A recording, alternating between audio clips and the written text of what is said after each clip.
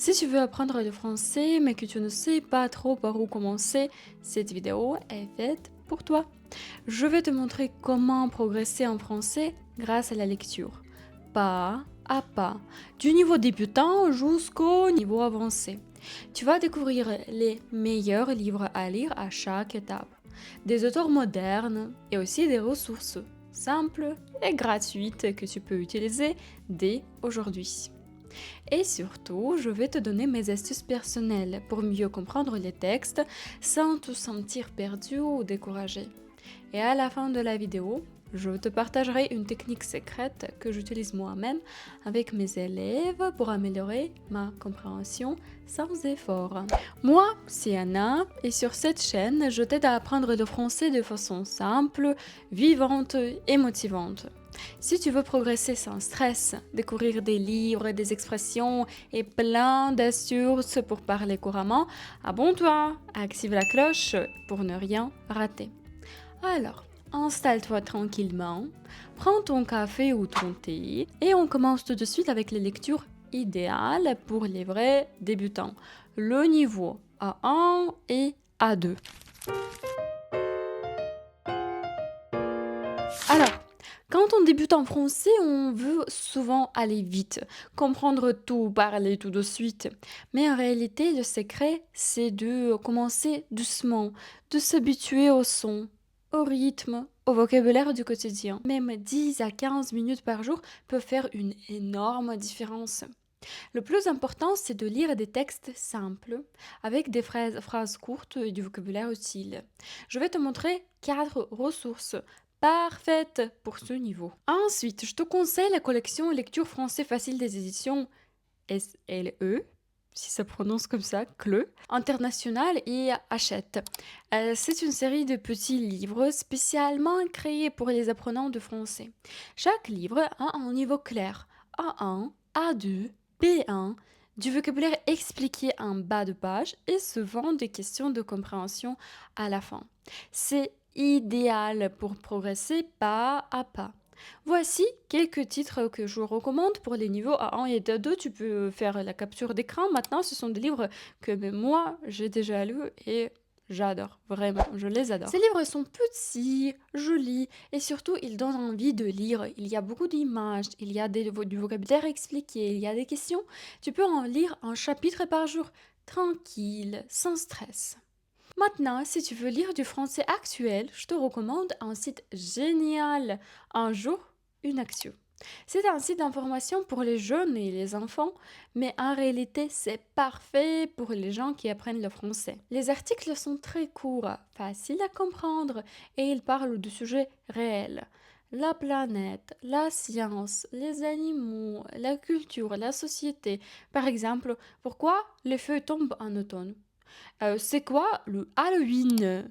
D'où vient le Père Noël? Chaque texte t'aide à apprendre du vocabulaire utile et moderne, avec des phrases simples et des mots expliqués. Et en plus, il y a des illustrations et des vidéos dont tu comprends avec les yeux et les oreilles. Franchement, je conseille à tous mes élèves de lire un article d'un jour, une actu chaque matin.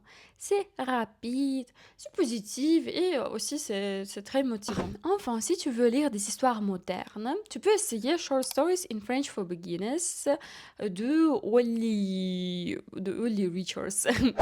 C'est un recueil d'histoires originales écrites dans un français clair et progressif. Chaque chapitre est court, avec du vocabulaire expliqué et traduit en français, en anglais, et tu peux le lire en 10 minutes maximum. Et plus, il existe les versions audio, donc tu peux écouter et lire en même temps.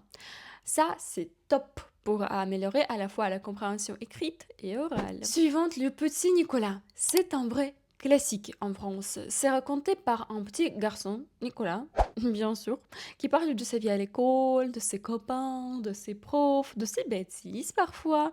Le style est simple, très drôle, les situations sont faciles à comprendre. Et en plus, ça te plonge tout de suite dans la culture française et la vie des enfants français, avec beaucoup, beaucoup, beaucoup d'humour. Alors tu vas apprendre du vocabulaire sur l'école, la famille, les émotions, tu vas travailler beaucoup avec la grammaire dans ce livre, tu vas voir beaucoup d'exemples intéressants, des temps, des modes, et tu vas t'amuser. T'amuser beaucoup. Et franchement, c'est un livre que même les adultes relisent avec plaisir. Maintenant, écoute bien mes trois astuces magiques pour bien comprendre ce que tu lis.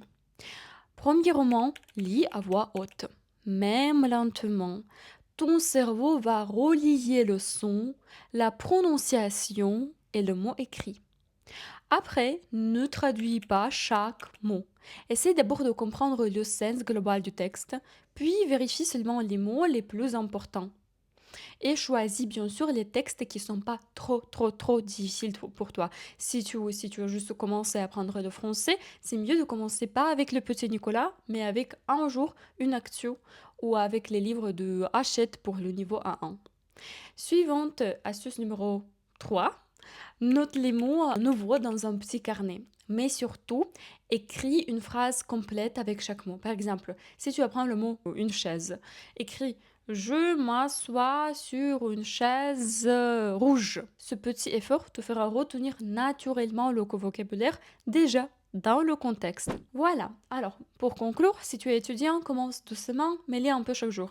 Même 30 minutes par jour, c'est suffisant pour progresser petit à petit. Et tu verras, après quelques mois, ton cerveau commencera à penser naturellement en français. Et maintenant, on passe au niveau intermédiaire. On entre dans le monde de vraies histoires, avec plus d'émotions et de dialogue. C'est là que ça devient si passionnant. La lecture va t'aider à passer du français étudiant au français naturel et vivant. On commence avec Marc Lévy, l'un des auteurs français les plus lus au monde. Et son livre, Et si c'était vrai, raconte l'histoire d'un homme qui découvre qu'il partage son appartement avec qui? Qu'est-ce que vous pensez? Oui, avec le fantôme d'une jeune femme. C'est une comédie romantique, douce, pleine de mystère et d'émotions. Et ce que j'adore avec Marc Lévy, c'est que tu peux le lire sans dictionnaire, tous les deux lignes. Le vocabulaire est accessible, le ton est naturel, et tu apprends du français de tous les jours. Si tu veux continuer avec Marc Lévy, Mes amis, mes amours, c'est un super choix. C'est l'histoire de 12 amis français à Londres avec leurs enfants, leurs amours et leurs petits drames du quotidien. C'est drôle, c'est vraiment humain et tu retrouves plein d'expressions de la vie courante. Par exemple, se débrouiller, faire connaissance et bien sûr tomber de Fred amoureux. Et là, attention, changement d'ambiance. La femme de ménage de Freda McFadden est un thriller psychologique incroyable.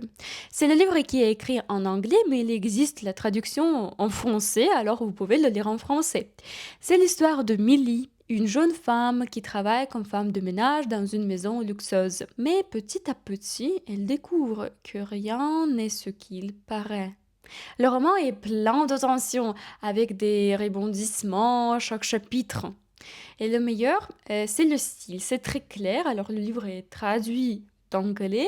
Alors, c'est pas trop difficile à lire.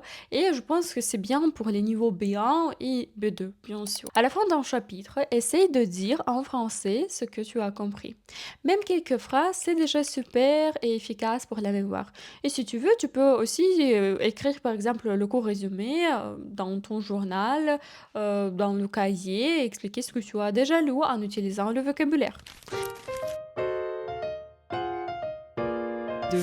Si tu veux plonger dans des romans riches, profonds, captivants, comme le font les francophones, à ce niveau, la lecture peut devenir pour toi une expérience émotionnelle et intellectuelle. Tu ne lis pas juste pour les mots, pour découvrir passé composé et imparfait. Tu peux découvrir les nuances, les registres, tu peux comprendre plus ce que l'auteur voulait nous dire et montrer. Et on commence fort avec un roman vraiment culte, La vérité sur l'affaire Eric Weber de Joël Dicker. C'est un thriller littéraire magistral entre enquête, amour et réflexion sur l'écriture. Il s'agit d'un jeune écrivain qui découvre que ce menteur, qu'un grand auteur américain est accusé. Le français est authentique. Tu trouveras du vocabulaire narratif, des dialogues, et pour un niveau C1, c'est un vrai bijou. Aussi, tu peux regarder la série adaptée et sur Netflix, ça aide à connecter les mots et les images et voir comment les réalisateurs ont vu cette histoire. Si tu aimes Joël Dicker, lis aussi le livre de Baltimore. Le héros principal, c'est Marcus Goldman, comme dans le premier livre, mais c'est plutôt l'histoire d'une famille américaine vue à travers les souvenirs de Marcus, de notre écrivain. C'est une lecture un peu plus douce, je peux dire, mais pleine d'émotions et de nostalgie. C'est aussi trop cool pour comprendre et pour voir des nuances des temps du passé, comme imparfait, plus que parfait, passé simple, subjonctif passé, subjonctif plus que parfait, etc. Et maintenant, encore comme au niveau B, place au suspense. Le manuscrit inachevé de Franck Tillier, c'est du thriller psychologique français à son meilleur niveau. C'est l'histoire d'une écrivaine. Ah, je sais pas pourquoi toutes les histoires aujourd'hui sont sur les écrivains. Je sais pas pourquoi c'est comme ça, mais alors peut-être j'aime bien ces livres. L'histoire d'une écrivaine de polar qui disparaît et d'un manuscrit retrouvé qui cache des indices sur un crime réel. Alors, l'écriture est hyper intense, précise et je peux dire même cinématographique. Si tu aimes les intrigues bien construites et en français actuel assez difficile, tu vas adorer ce livre. Il existe aussi un audiobook idéal pour t'immerger totalement dans l'atmosphère. Si je ne me trompe pas, tu peux trouver cet audiobook sur Amazon. Suivante, c'est autre chef-d'œuvre du même auteur. Il était deux fois. Ce roman est très très très prenant, plein de mystères, avec un vocabulaire un peu plus technique, je peux dire. Alors c'est parfait pour un niveau C1, C2, mais je peux dire que les livres de Franck Tillier sont assez difficiles, un peu plus difficiles que les autres. Et tu y apprendras à reconnaître les expressions idiomatiques, les sous-entendus, tournures complexes. Tu te trouveras dans la vraie littérature française. C'est une super étape pour passer de je comprends au je ressens vraiment ce que l'auteur veut dire. Alors à ce niveau, tu peux lire presque tout. Mais voici comment progresser encore plus vite. Bien sûr, choisis des romans qui te passionnent. Je pense que c'est l'astuce pour tous les niveaux. Si tu t'ennuies, ton cerveau retient moins. L'émotion, c'est la clé de notre mémoire. Et bien sûr, lis activement. Souligne les phrases que tu trouves belles parce que je pense qu'au niveau C1, il n'y a pas beaucoup de mots que tu ne connais pas. Alors, souligne les phrases, relis-les à voix haute, essaye même de les réutiliser dans ta propre écriture ou peut-être dans ta vie réelle. Regarde les interviews des auteurs, c'est ce que j'aime bien. Par exemple, écoute Joël Dicker ou Franck Tillier parler de leur travail. Tu apprendras le vocabulaire littéraire. Mais aussi, tu peux apprendre la culture francophone, contemporaine. Et aussi, tu peux comprendre qu'est-ce que l'auteur voulait dire avec son chef-d'œuvre. Garde un journal de lecture. Note ce que tu ressens, les mots nouveaux, les phrases fortes, les citations, et ça va transformer juste la lecture, une expérience active et créative qui t'aide à progresser plus vite. Et voilà, lire c'est plus que des mots. C'est une porte ouverte sur la culture, la pensée, la vie quotidienne des Français. Alors choisis ton livre, fais-toi un café et lance-toi dans ta prochaine aventure littéraire. Bon, avant de conclure, j'ai envie de te partager ma méthode bonus, celle que j'utilise moi-même pour progresser sans effort et que je conseille à utiliser à mes élèves. C'est une méthode simple mais redoutablement efficace. Elle s'appelle la lecture en immersion combinée. Le principe, c'est de lire et écouter en même temps.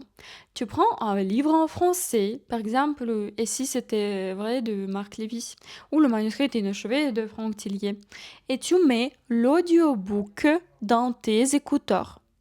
Tu lis le texte avec les yeux pendant que tu écoutes avec les oreilles. Et si tu veux me demander quel est le résultat, alors tu apprends naturellement la prononciation, le rythme, la grammaire, les intonations, sans même t'en rendre compte. Et comme ton cerveau reçoit l'information par deux canaux différents, tu retiens beaucoup mieux.